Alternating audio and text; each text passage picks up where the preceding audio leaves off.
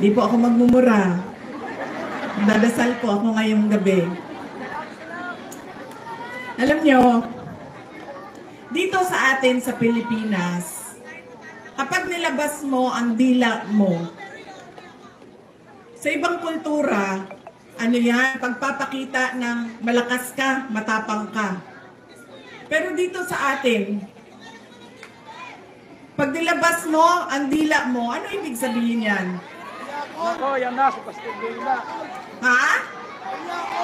Ay, nako, mga bata, anong tawag niyan? Walang respeto.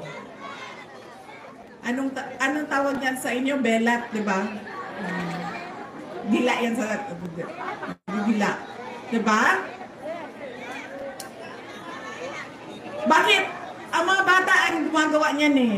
Bakit ginagawa yan ng bata? Di ba yung pang-aasar? At ano pa? Parang sinasabi ng bata, Be, sa'yo, nasa akin lahat, ikaw wala. Be, panalo ko, ikaw wala. Ganyan, sa kultura nating mga Pilipino. Nasaan na ang aking props? Kagabi may apple ako, ngayong gabi. Basta na, go. Labas mo ang props ko. Ayan na! Lamia!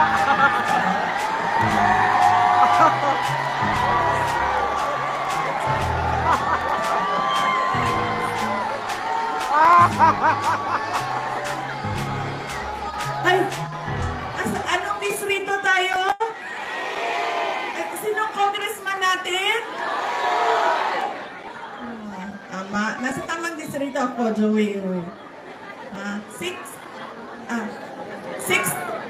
District 6, Syudad ng Maynila, Congressman Joey Uy. Tama ko, no? Anong sinasabi niya sa inyo? Be! Naisahan ko kayo. Ako meron. Kayo wala. Ay! Ano nga ba distrito ito? Sino nga ba congressman natin? Anong tawag sa ganitong tao, mga anak? Walang? Oh. Klaro yan, ha? At kanino siya walang respeto?